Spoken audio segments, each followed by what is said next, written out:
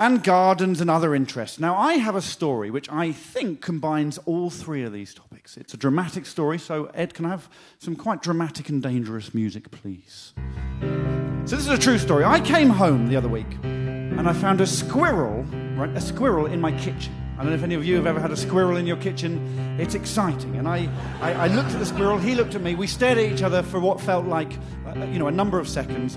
And I think we were both thinking the same thing. We were both thinking one of us is in the wrong place. It was dramatic. And eventually, he made the first move, right? He turned round and he sprinted. He sprinted away from me. And then on pure adrenaline, I chased him, right? I chased after the squirrel. I didn't really know what I was going to do, but I just thought I must chase the squirrel. And I managed to corner him in the corner. And he spun around and looked at me again. At this stage, I felt I was winning. I felt I had the upper hand. I was towering over the squirrel. He had his big tail for balance, but that's not much use if you're on a flat surface. So I was winning. And the squirrel, as played by Will Collier, was terrified.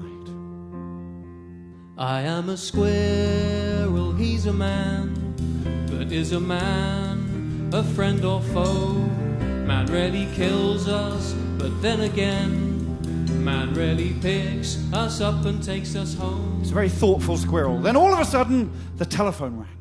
And I'm sure a lot of you are thinking, what do you mean all of a sudden? It's a telephone, they're always sudden, you don't get a warning. But you do sometimes if you've got a mobile phone next to an electrical appliance, and you get that tugga-da. This was a landline next to some fruit, so I'm well within my rights to say all of a sudden. Thank you. So all of a sudden, the telephone rang. I span round to answer it. It was the wrong number, which is frustrating in what is otherwise quite a dynamic story. By the time I came back, the squirrel had vanished. The squirrel had disappeared. I had no idea where the squirrel had gone. It was mysterious. It was like a ghost squirrel. And then 3 months to the day after this experience, I was walking in my local park, and I came across a sort of wooded area in which there was a squirrel. I'm convinced it was the same squirrel. And I looked at him, and he once again looked at me, and this time he sang to me.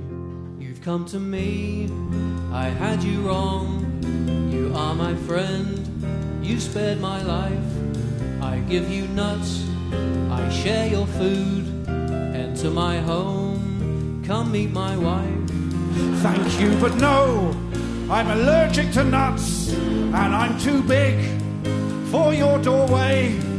But tell me this, and tell me now, how did you disappear that day? My friend, I'm sorry that I ran. You see, I feared a squirrel trap, and so when you were on the phone, I nipped outside through your cat flap. Oh yes, I forgot we had a cat flap. Like an opera, was it? Something like that. A true story there.